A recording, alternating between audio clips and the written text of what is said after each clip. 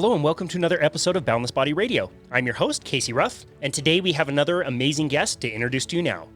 Zach Bush is a long-distance runner originally from Atlanta, Georgia. In high school, Zach was a competitive runner, but stopped running altogether until he turned 34. Now age 37, Zach had completed 3 marathons before transitioning to ultramarathons. Since August 1st, 2020, Zach has completed 6 in-person ultramarathons, winning 2 of them. He took 4th place in his first 100-mile trail race, the Long Haul 100, and placed 7th overall in the highly competitive and very steep Crown King Scramble 50K. Currently based out of Mesa, Arizona, with his wife Rebecca, he is training for the Bryce Canyon 50-mile race in the spring and the Stinger 24-hour track race in the fall, where he hopes to qualify for the United States 24-hour track team. Zach Bush, welcome to Boundless Body Radio. Hey, thank you so much, Casey. Really appreciate you having me. Yeah, absolutely. It's an honor to have you. Sounds like you've got such an interesting story with running and ultramarathons. This has been, for me, also really interesting to learn about the ultramarathon community, because if you would have told me, 6 months ago when we started this podcast that we would have more runners than cyclists on the podcast, I would not have agreed with you. I would have laughed you right out of the room. Definitely not a runner. I'm way more of a cyclist, but I really have noticed you guys have a very cool community. Yeah, we do. It's a motley crew, kind of a group. You have, some people who have just started to get into running over the last few years, or maybe some who've been running for 5 or 10 years, and, they never touched the road. They never really ran 5Ks, 10Ks, half marathons, never were cyclists. And they were drawn to the community and drawn to the atmosphere of ultras.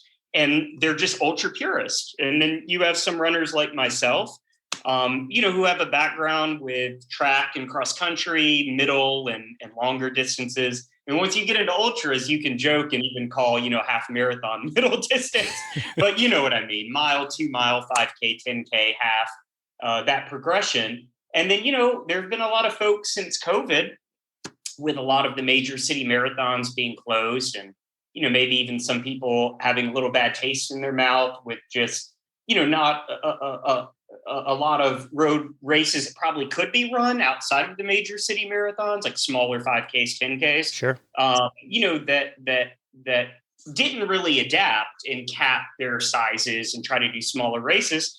Folks turn to the trails, and you see a lot of fast marathon runners who are now becoming competitive ultra runners, and some will never go back. So wow. It's a great mix of people. Interesting. Competitive, people just doing it just for fun, for the community, and everyone really gets along, unlike the road and, like road marathon kind of community, super competitive. If you are sort of, in the front of the pack, there's not a lot of interaction between the front of the pack and the back of the pack. And what I love about ultras is no matter how fast or slow you are, whatever your motivations are, for the most part, everyone really bonds like a family. It's really cool. Wow. We learned a little bit of that from our mutual friend, Ryan Chikuski. And he said the same thing. It's like, these are competitive races and you want to do well, but we're all kind of like suffering together. It's not like I'm racing against you. I'm racing with you and we're going through this together. Right. Wow. There's a lot of togetherness. And, what's really cool is in some of the races where you have, like a set amount of time, like a 12-hour, 24-hour, 6-hour. Sometimes you're running in loops, right? And then some ultras are point to point where you run, 100 miles from, point A to point B. But in a lot of the races where, even, say it's a 50-mile race and, you have a 25-mile trail loop, as you pass people and people are passing you, again, there's a lot of positivity and camaraderie. There's not a lot of those side-eye, glances and just sort of, you know what I mean, the passive aggressiveness that you get from hyper-competitive racing. But at the same time, you have people setting world records and you have people who could jump into a marathon like Jim Walmsley, right, ran the Olympic trials in Atlanta. And he's a 2:15, 2:18, maybe faster marathon runner. Wow. But he's also, the best 50K runner, arguably in the world, wow. At least in the US. Interesting. Wow, so interesting. Let's dive into your story. Tell me what first drew you into running in the beginning. Yeah, so I initially hated running. I tell people this. I was always an athlete. Ever since I could pick a basketball up, I was really into basketball. I was into soccer. I dabbled and played baseball. I liked baseball, more than my talent level, but I played pretty much every sport you could imagine: football, basketball, baseball, soccer. Through kind of the little league, pee wee league type, leagues. And then, as I started to get into junior high, you have to drop some sports. Obviously, I'm not built to play football. I love football and I love watching it and going to games, but wasn't big enough for football. Baseball really wasn't my favorite sport. Played basketball and soccer in junior high. But the point I'm making about not liking to run, I liked explosive running, right? I like to run the length of the field, whether it's a soccer field, basketball court, whatever. But I didn't understand people that actually ran longer than the length of, of like a competitive sports field. And it's kind of funny how it happened. My parents love to tell this story. It's funny, and it kind of puts my story in context. Back third, fourth grade, we'd have Olympic Day. I don't know if you guys had that, but at the end of the year, I guess the PE department in the school puts on a quasi Olympic ceremony, and you've got long jump, and you've got the 400-meter run and all of the events that you have, obviously capped in distance to be shorter.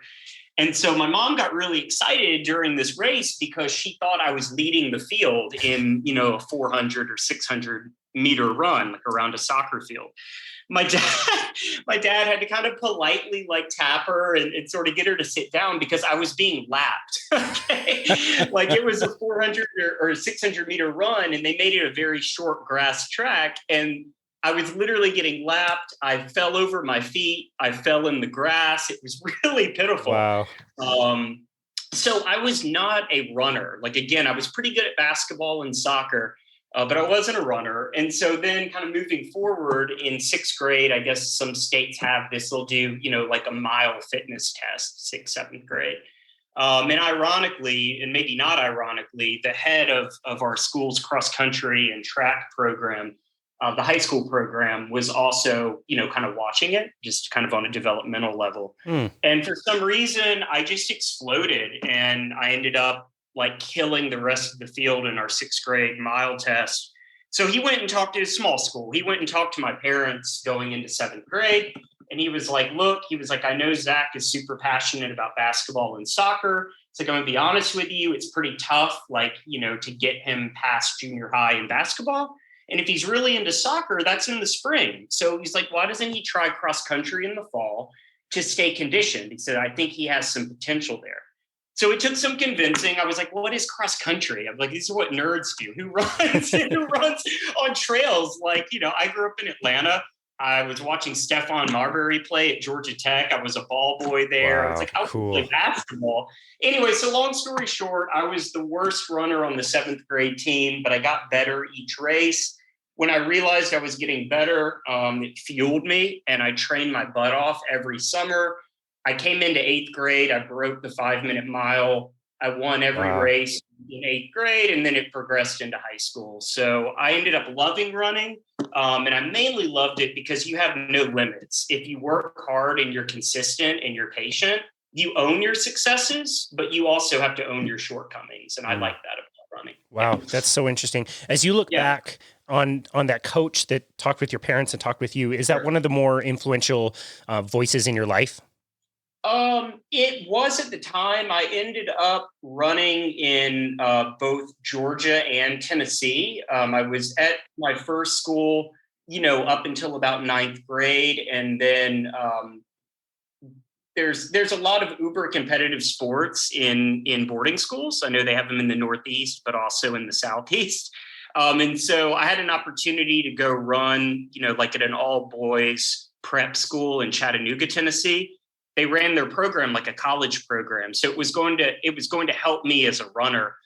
So I would say that first coach was definitely one of the influential voices, but I've had, probably 3 or 4 over the years where I could see little turning points. And that Gotcha. was definitely the first one. Yeah. Gotcha. Wow. Interesting. Yep. What was the training like back then? Like you're describing like a kind of college style training in high school. What was it, just run far and run fast, or what?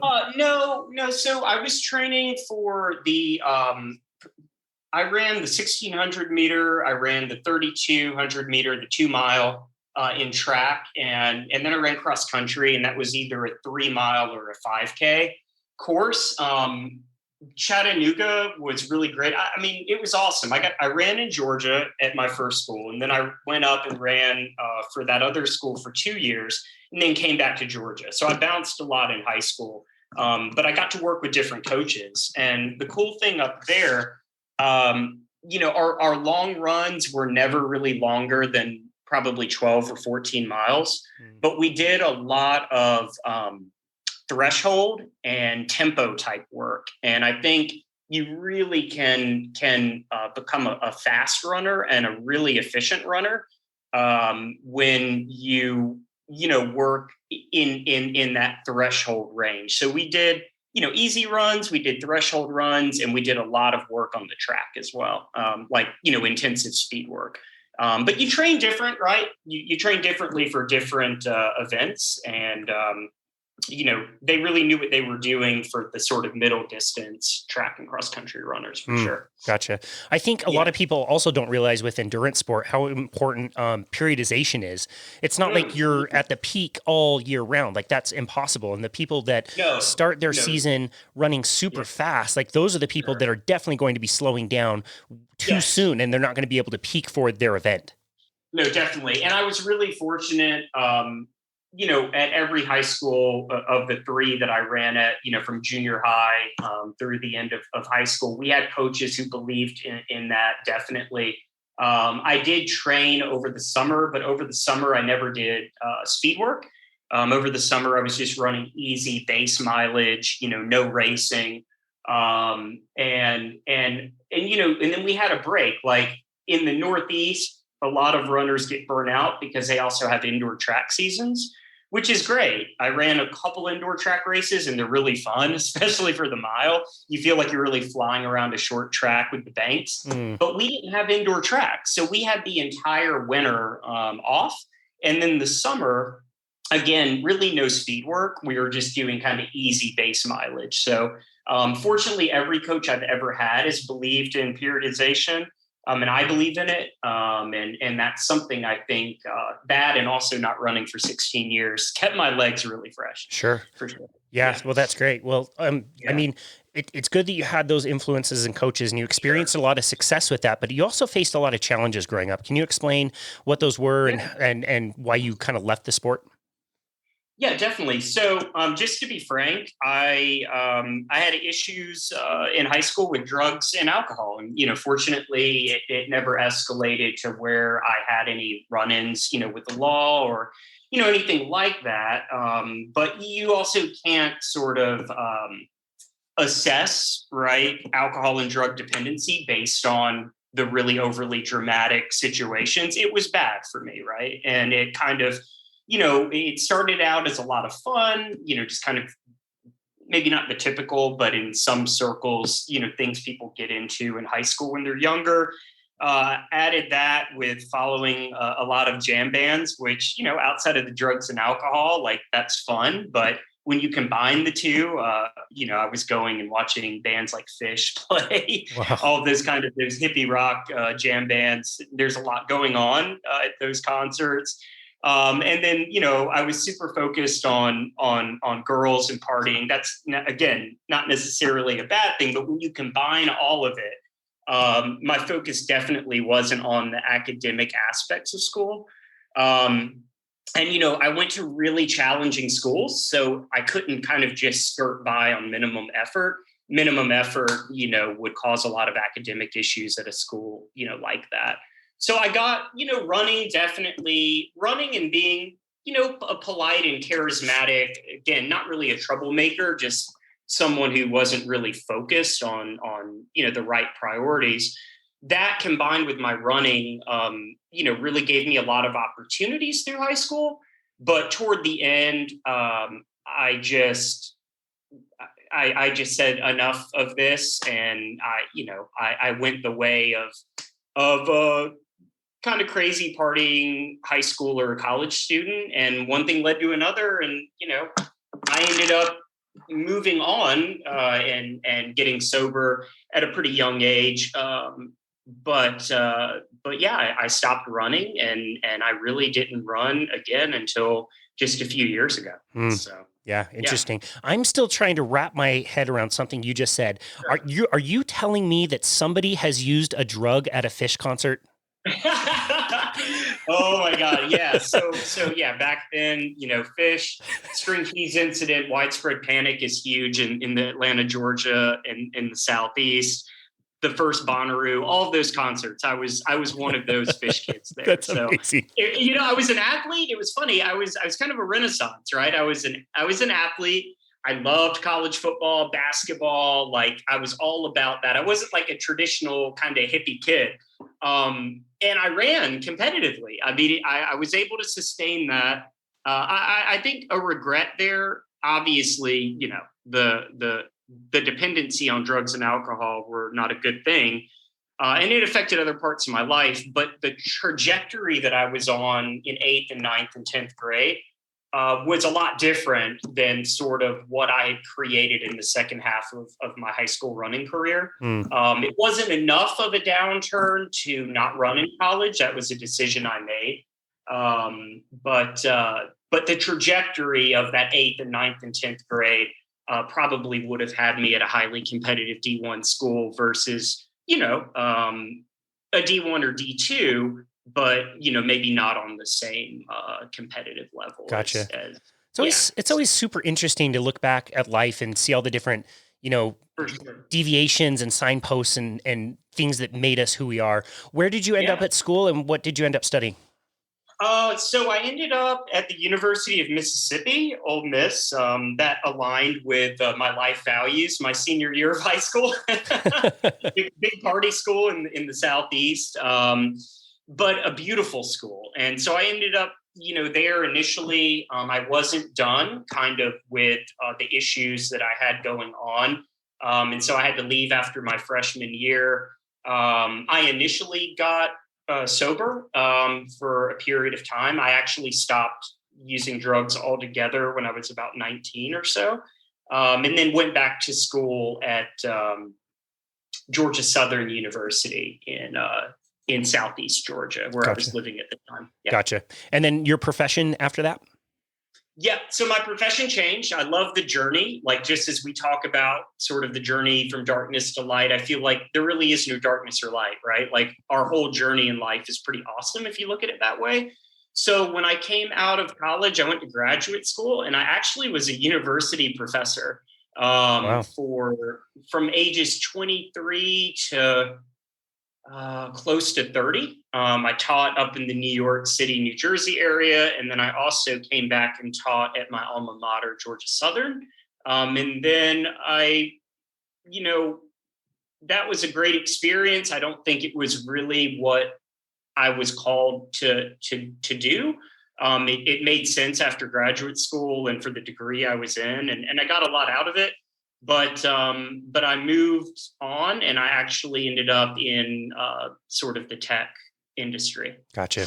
Wow. Yeah. So a bunch of years pass, and what makes you decide to start running again? Like, what was that experience like?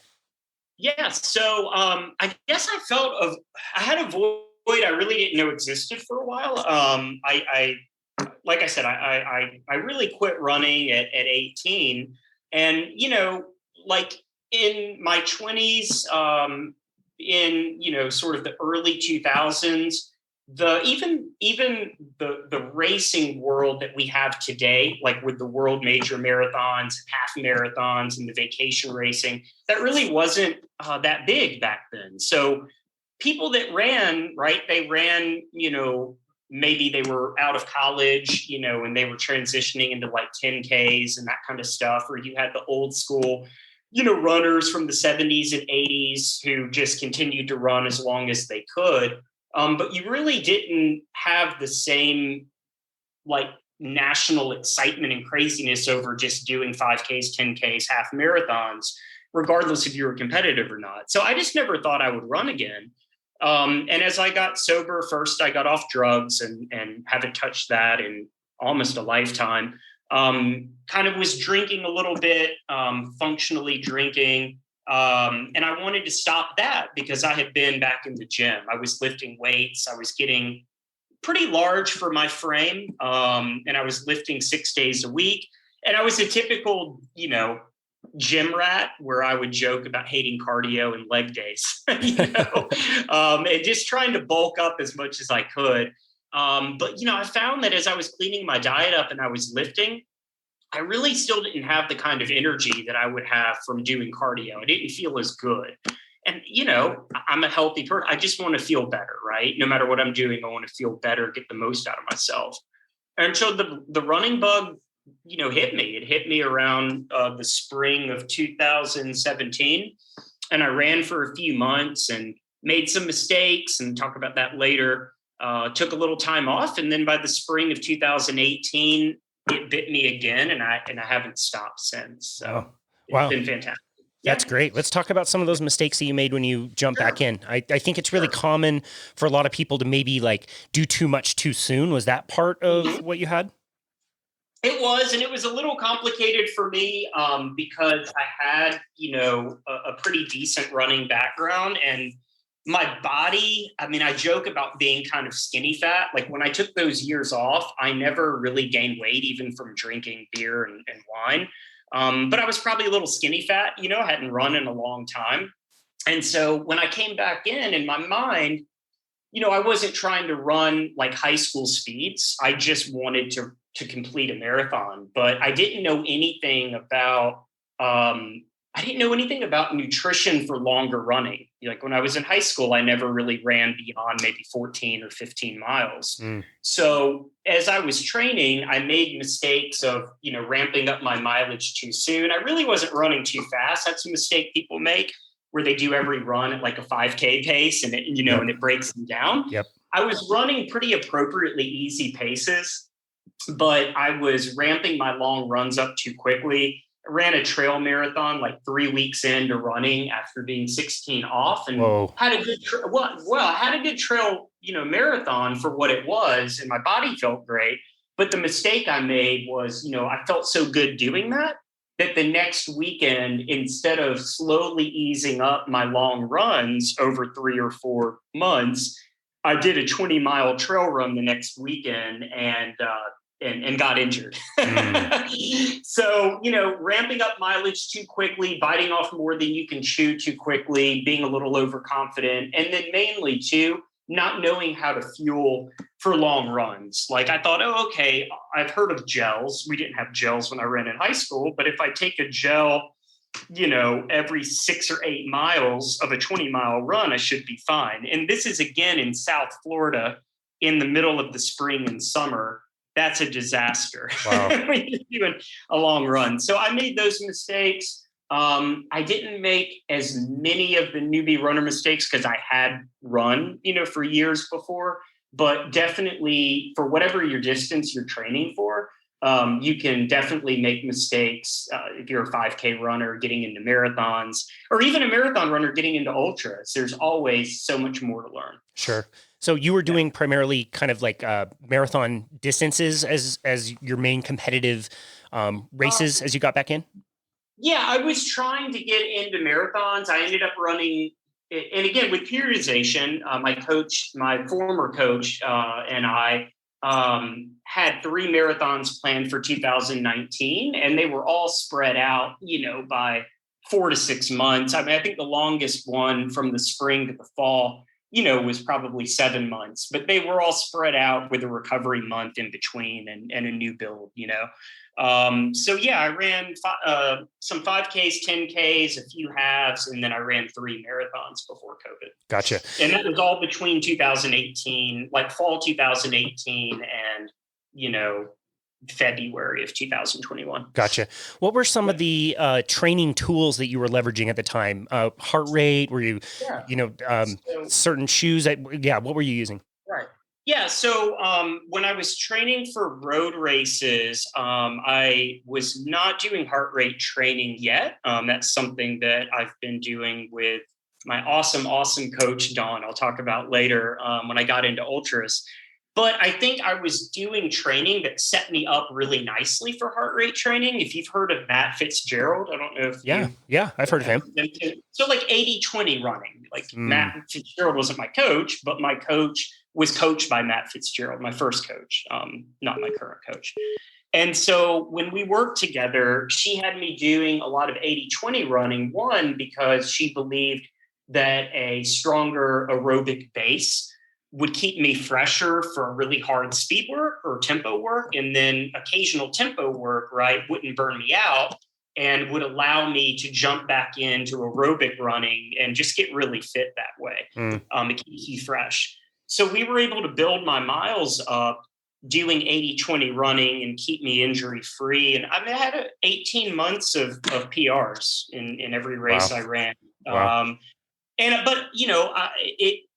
I would say that the training I'm doing now, the heart rate training with my coach, was a step beyond 80-20.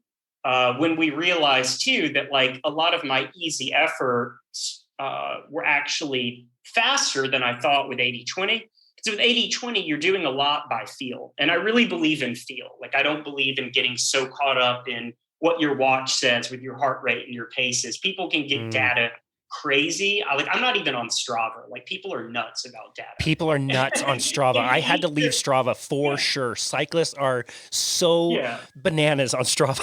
And there's nothing wrong with Strava. There's nothing wrong with Garmin Connect. I never felt pressured by Strava, but I see people get so wrapped up in their identity over what happens on Strava that, they're overtraining themselves and they're running way too fast because every workout has to be like the most monumental post, right? Oh yeah, it's a race. It's a pretend race that you're not even entered in. It's so ridiculous.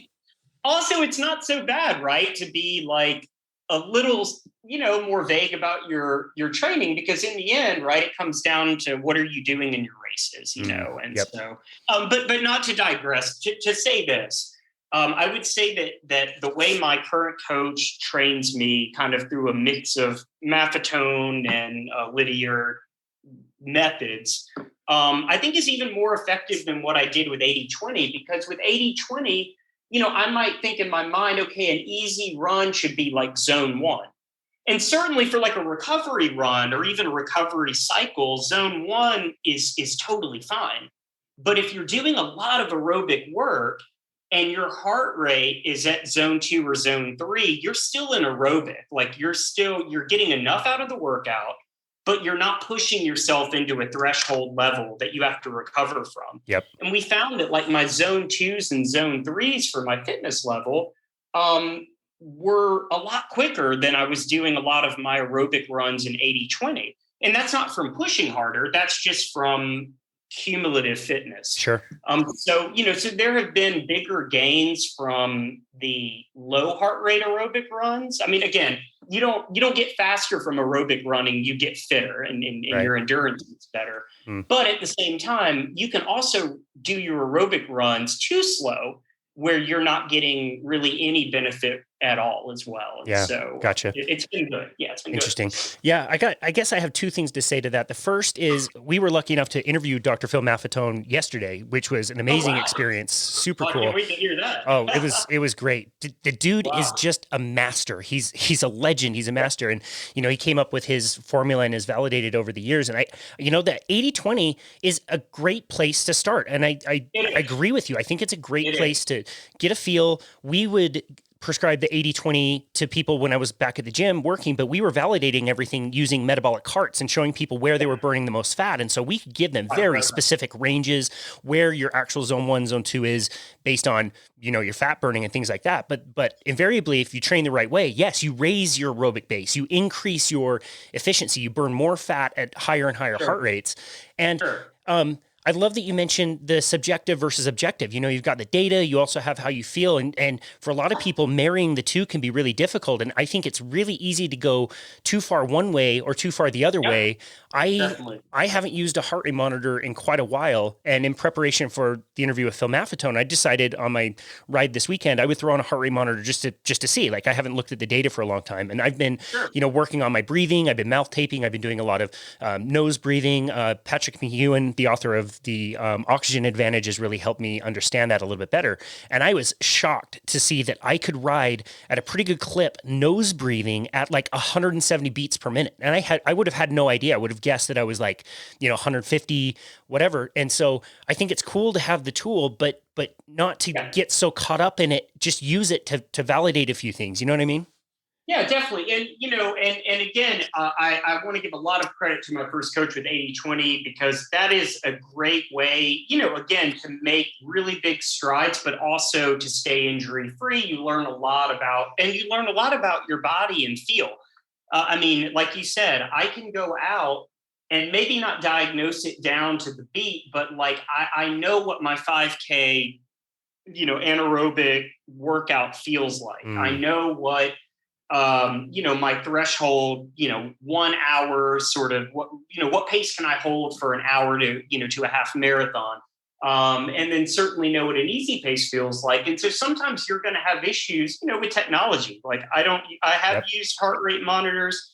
It's not a requirement with my coach. Like I have a really good, smartwatch. Some brands are better with heart rate. Some are better with battery, GPS, all of that. I kind of know what works for me. But in the end, your heart rate monitor could be off one day. I mean, That's you right. could be, or you could put your Garmin or Coros on. You could be driving, to a trail, and it's showing that your resting heart rate while you're driving is 120. And then when you park, it's like back to 40. So, Yeah, right. Which is not realistic, but, some watches, are sensitive to sound or to whatever.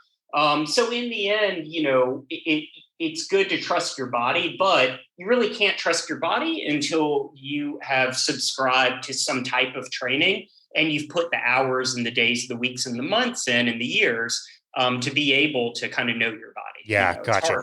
You've earned the right. You've earned the right to be able to go by feel because you followed the rules for all those days and months and years. Yeah, I love that. That's great. To clarify, we train, I started working with my new coach in November, and I met her a few months before at my first ultra. We train by heart rate. She gives me ranges. Sometimes it's, under a certain aerobic, max beat per minute. And sometimes we're sprinkling in, more threshold ranges.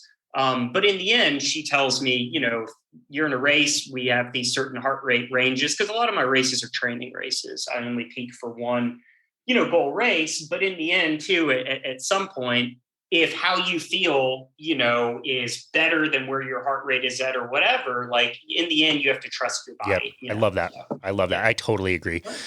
Let's go back a little bit in time. So what was your life like before and after the pandemic first hit? And when did you realize like this year is going to be different? I might not be able to do the events that I wanted to do. So my career and my job during the pandemic, I was already working remotely, and I would, kind of travel as I felt, that it was needed for a meeting or what have you. So I didn't travel a ton, but I was working remotely, with a tech company. So in that regard, sort of the home life didn't change. I was fortunate there. I wasn't really shocked into, oh my gosh, like this is what it's like now to work from home. In terms of running, the major city marathons were all being canceled left and right. And initially it's like, the stages of grief, like you initially have like denial or whatever, like shock and denial, and I think we all felt it at first. We're like, okay, so, maybe these races won't be canceled, or maybe by the summer, those races will be on. And as I saw more and more of these races being canceled, I didn't initially think like I'm going to get into ultra running, but I started getting up even earlier than my first couple emails and calls for work, and I just started to slowly up my weekly mileage. I was already at about 80 miles a week for my peak weeks for marathon training. That's kind of where I was at with my first coach. So it wasn't like I had a big leap, but we had a lot of time on our hands, right? There's only so much work you can do when you're working remotely. So I just started to go a little further and a little further every weekend with my long runs. I remember the first time I did a 26.2. I run by myself. I did a 26.2 super early one morning before work. And then, a couple weekends later, I did 28. And then I did, an unofficial 50K, and then I did 40. Wow. It helped with the uncertainty of the pandemic and, just the kind of stress and the unknowing, just to kind of have a little more time to yourself to unplug or unwind, especially in tech. Tech was an industry that fortunately, kind of boomed during COVID because people didn't want to necessarily interact or couldn't interact with businesses in person. So if you had a tech solution that people could purchase things online, right, during COVID, that was just like on fire. Right. So, the longer running really helped me to balance the harder demand of COVID. And then also it introduced me to ultra running, because by the summer, ultra races in Florida and Georgia specifically were starting to come back. And they came back because, of course, you can cap an ultra race, you cap any race. But a lot of ultra races, it was easier to cap it at 50 people or 75 people. And when you're running in the woods, you're not dealing with, being in a congested race with thousands of people in the middle of a city. Yep. And that's how I found ultras. Wow. That's so during cool. the pandemic. Wow. Yeah.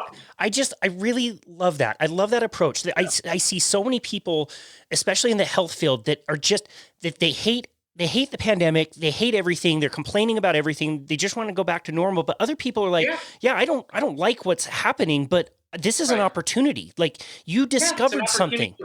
That's right. It's an opportunity for growth. It's an opportunity to also face things that maybe you don't like. One of the things that I faced was not a career change, but a move, from one company to just being exposed for a little while and researching where I wanted to go next. That was a little stressful, but in a way it was also really liberating, and it really allowed me to look at myself and continue to work on improving myself, not only as a runner, but a person as well. I love that. So the pandemic certainly was a struggle for myself and my wife. And there were things that we wish that we didn't have to go through, like, the rest of the world.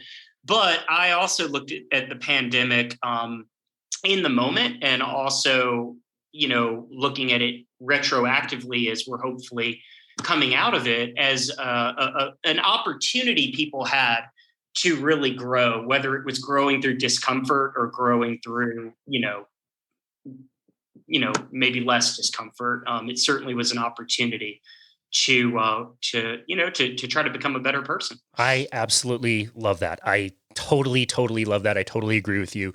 And I hope people didn't squander the chance, because maybe this will never happen again. And, the people that are coming out of this for the better were the ones that saw it as an opportunity and changed. They made some changes. And hopefully it doesn't happen again, right? I mean, there was certainly a lot of struggle. I don't want to make light of that, even for us as well. There was a lot of change that we didn't ask for.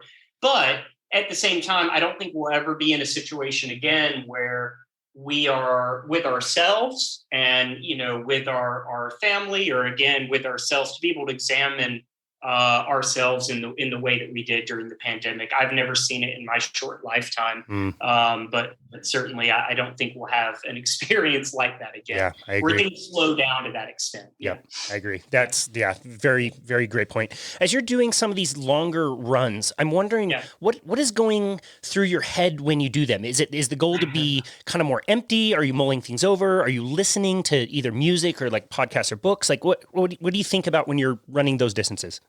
Yeah, so like I said, and it was a good problem to have, but like the workload really jacked up even more, at least initially during the pandemic, where people are getting creative on like, how do we help our customers? How do we, not only stay in business, right, but how do we also, make things easier for people who, again, can't really leave their house. So initially, as I was upping my longer runs, it was a way, I wouldn't say a way to escape, but just a way to turn everything off for a few hours. I wouldn't really listen to music. I would try, a lot of the trails were closed, the first few months of COVID, by the city, the state, the region. So I would just try to find roads where I wouldn't see people, and just kind of zone out. But I've, taken long runs as well to like kind of mull over life issues and think through things, especially as I moved from one company to another. There was a lot of things that I had to think about and certain, risk and reward factors and all of that. I listen to music. Sometimes I would say I probably listen to music more when I'm doing like a shorter tempo or speed type work. When I'm on the trails, especially, I never listen to music. Gotcha. At all. Gotcha. Yeah. So when was it that you decided to do your first ultramarathon race, and what was it like to be with the community again? Oh my God, it was amazing. So I actually scheduled my first ultra race. I was going to do a 50K in June or July in North Georgia. It was going to be the Fort Yargo 50K, which I heard was a great community in North Georgia. Unfortunately, around the weekend of that race, there was a lot going on politically in Atlanta, and it was probably not the best weekend, being that my family lives right in Atlanta, like in the city. The race was not canceled. They held the race, but the race was in North Georgia, and I was going to make it, a weekend to see my family. But it was probably the worst weekend you could go to Atlanta in the summer with, everything that was going on then, and which, was just the nature of COVID. Sure. everything was extra heightened over the summer for sure. And rightfully so. There was a lot going on politically that needed to be discussed. So I didn't run that one. I did like, a 50K for myself that weekend. I'm not really a big virtual person, and I just did an unofficial 50K. But in the summer, I did my first in-person ultra. It was River to Sea, and it's a 12-hour ultra in Flagler Beach, Florida, so over on the East Coast. And that's where I met my eventual coach, Dawn Lisenby. She is not only a badass female ultra runner who's run Badwater multiple times, and she's doing Tahoe 200 this fall. She's a great ultra runner. But she's also a really seasoned, dedicated race director in Florida, and she's just beloved by a lot of Florida ultra runners. So I really lucked out, by that being my first ultra. She put on such an amazing, COVID protocol, safe, socially distanced ultra, and it was a 1.77 mile trail loop. So obviously we were spread out. I think she capped it at whatever the requirement was for the city or county. I think it was like 50 runners.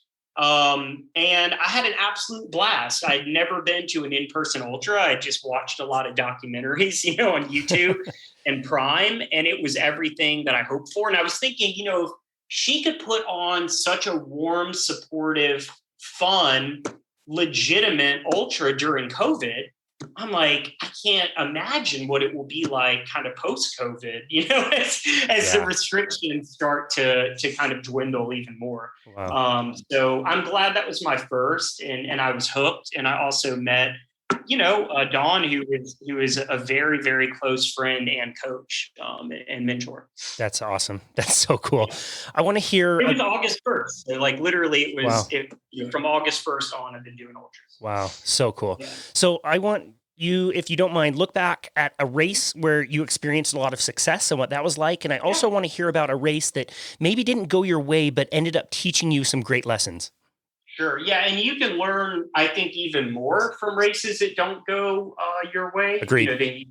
From the successful ones. But I will say, a major turning point in my running, and maybe even a bigger turning point than qualifying for Boston, which was a huge, marathon turning point before COVID, was my first 100-mile race in January in Florida. Another amazing race director, I'm going to drop his name, Andy Matthews. In the ultra world, he's known as Andy Kroom, is one of the kind of long time or original sort of Florida ultra runners and race directors.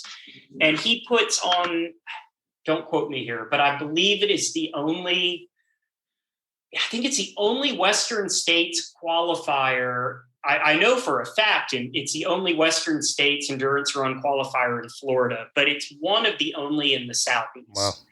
Wow. So it draws a lot of really good runners from up north who want to run a competitive 100, but also come to Florida in January, get out of Ohio. Harvey Lewis is a guy who is one of the best ultra runners in the country, especially at the 24-hour track distance and trail and road.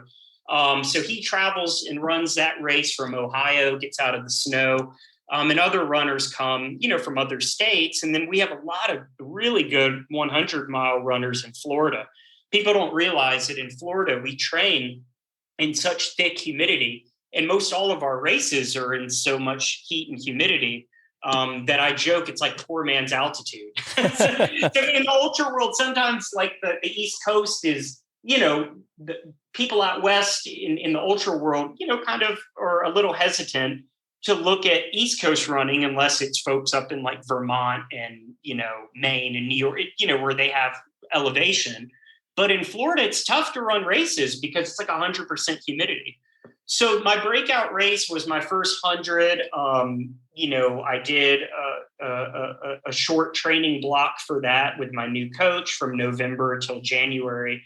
And my first 100, I ran a 16:35, which I learned was a highly competitive time for a first ultra or for any 100-mile ultra. But the cool thing about it was I didn't go into the race with a goal time. I really didn't. My goal was to run under 24 hours. My goal was to experience the 100, to run the 100 without having any big issues so that I had the confidence to run them faster in the future. And the other goal was to run the race I didn't tell anyone this, but my coach and our goal was to run the race at aerobic heart rate and see where I would be. So my heart rate for that race was 143, which is the very top of my aerobic heart rate. Wow. Yeah. And the weather was great. I mean, it wasn't a hot Florida January day, which it can be even in January. The weather was, in the mid to upper 60s. And my coach crewed me. Even for COVID, like that was a super spread out race. So we had many more spectators and people crewing, and there was an area for tents. Again, it was held safely, but just the dynamic of there was like a tent city in the middle of the trails, kind of spread over a mile. So there were people to feed off of. There were loops where you weren't out in the woods, for too long before you came back through the center. And it was a blast, man. I smiled the entire time. I was laughing the entire time. I didn't have any cramps. I didn't have any mental issues, any dark spots. But at the same time, when I finished, I felt like I could have run another 20 or 25 miles at the end of the Wow. race. So the point being, my ceiling as I run more hundreds, and as I run more hundreds, I'll get closer to redlining, and taking more risks. Um, I think that I'll be able to shave, a lot of time off of that with experience and with more training over time. Sure. So But very it was a smart way to approach your first race. Like you wouldn't want to. yeah. I mean, it's like anything else. When you run your first marathon, if you're trained for it, you're probably going to run within a certain range. But it's really bad to try to get so focused on one particular pace or a very specific time when you've never run that distance before. And so when I ran the 100, I think my coach thought if I had a great day, in her mind, she thought, yeah, like he might run, a certain time. But it was really cool that she didn't share that with me. One, because it didn't put an expectation in my head that would disappoint me if I didn't hit it. And two, by not coming out and saying, Zach, I think if you run a great race, you'll run an 18:30, right? It didn't limit me because I ran a 16:30, and if I had ran in threshold, maybe I would have been in the 15. So I thought it was really cool that she didn't put a time in my head, for positive or negative. But certainly as we do hundreds in the future, my goal is to be, even more, competitive and faster moving forward. But it's all heart rate, man. It's all heart rate. We had no goal pace going in. We just had heart rate ranges for me to hit. Wow. That's it. Super interesting. Would you say that would be the race that you learned the most from, or was there another experience you had in another race? Yeah. So I think putting like two ultras together, one was the Pinellas Trail Challenge. I ran my first two ultras, just for experience, like really just to like do the distance. So I ran that first race in August, River to Sea. And then around Labor Day, I did a 46-mile road, point to point ultra in Florida, called Pinellas Trail. It was very, very hot. The whole thing was on, blacktop pavement, bike path, very, very little shade. But I made a lot of mistakes in the first. It's very unlikely. Unlike me, I made a lot of hydration and fueling mistakes early in the race. And that's something that I'm not really used to. I mean, if I'm going to struggle, it'll probably come a little later. I've run enough marathons where I wouldn't have really tough struggles at mile 15 to 20. But in this race, I didn't get ahead on hydration like I should. It was super humid. I mean, Florida in Labor Day weekend is like the hottest that it is the entire year, because it's, the culmination of the summer. And so miles 15 to 20 or 21, I actually walked in a race. I was in so much pain and having cramps so bad that I walked for 6 miles. Wow. Now, again, in ultras, people walk, but I wasn't used to walking. And I was walking because I literally was like, doubled over in pain. And I walked from the long, like death march from mile 15 to about 21. And around 21, I made some adjustments. Some friends, were there to kind of give me some advice, some great advice.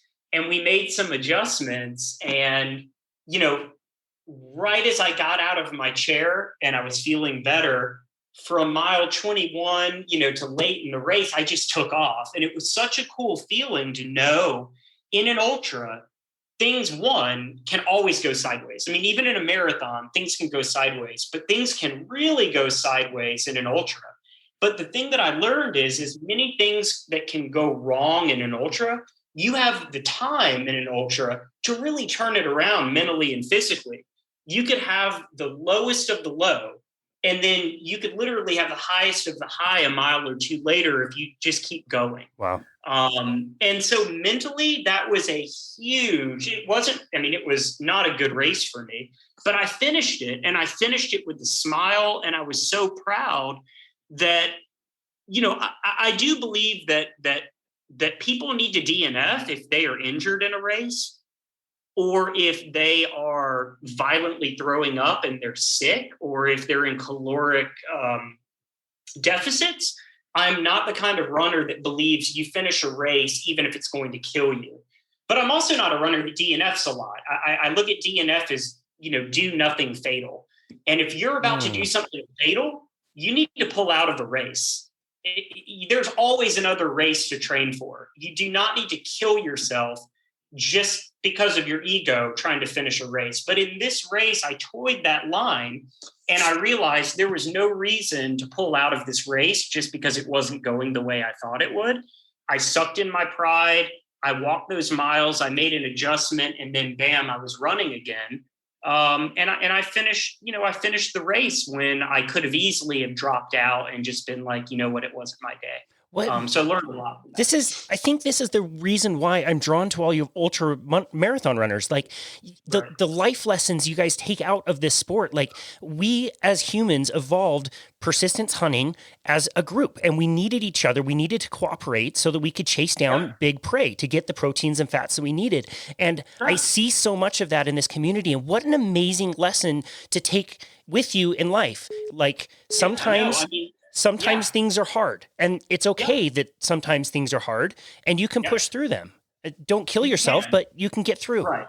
No, and you can push through. And in most cases, it's your mind telling you that you need to stop. But I do want to make the point, and again, there are some ultra runners. There are some ultra runners and marathon runners as well, and all athletes who would rather die literally before they would DNF. And again, I'm not a DNF runner. I've maybe had a couple in my entire running career from high school through ultra, maybe like 2 or 3 my entire life, as much as I've raced, and I'm going to race a lot more. But I do believe you need to listen to your body.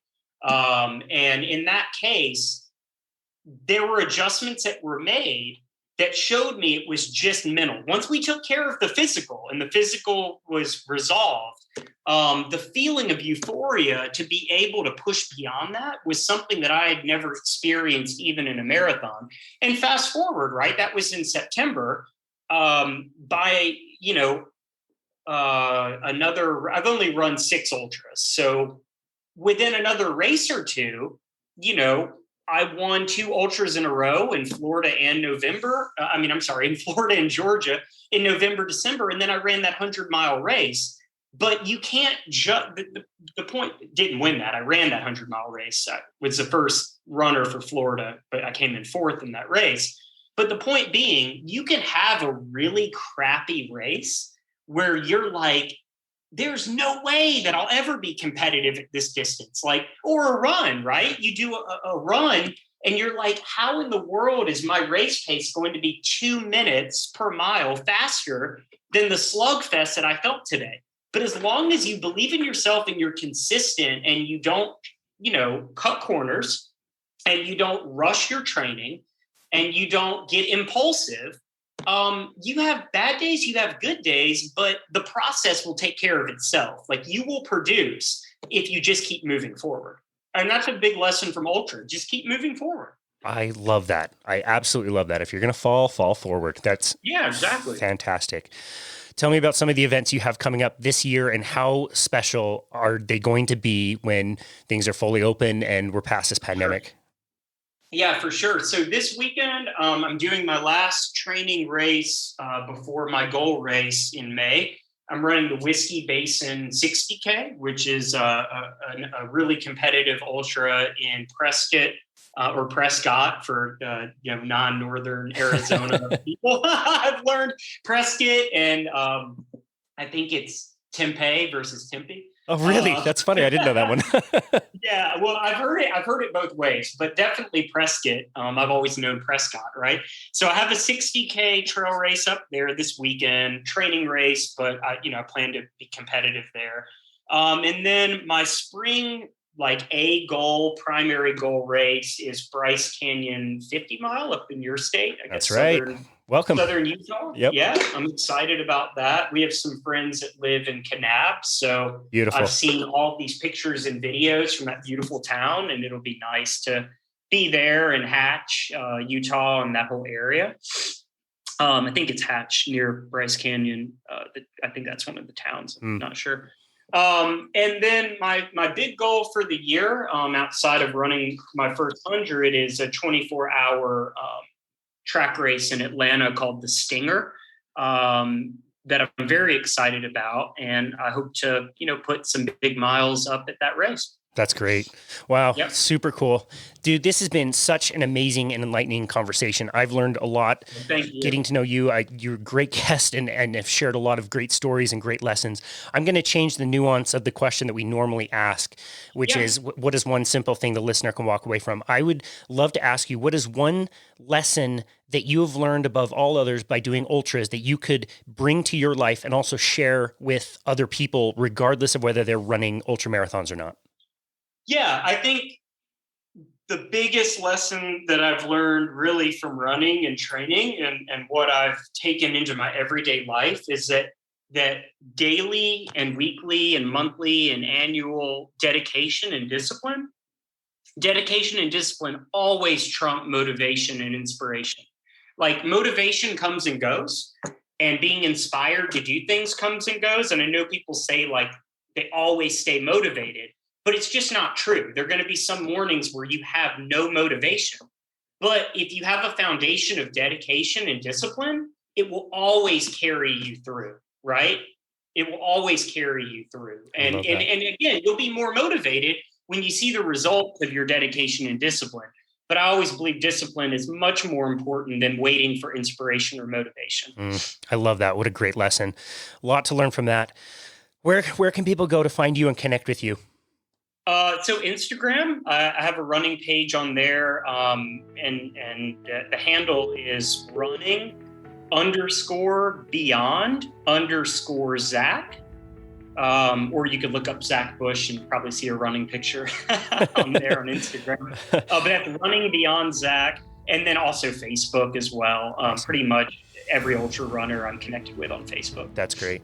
We will be sure to link to all of that in the notes. Zach Bush, like I said, amazing conversation. So cool to see you progress through the sport. We will be looking forward to seeing how you do in some of these races. Maybe we could get you on again in the future to give us a race recap and hear how everything's going. But we're just we're really grateful for you for the time you took today, for the lessons and persistence that you've learned and you've been able to share with us. And we're just so grateful for you appearing on our show today. All right. Thank you again. And love to talk with you guys in the future. Awesome. It's been an honor to host you again. And this has been another episode of Boundless Body Radio.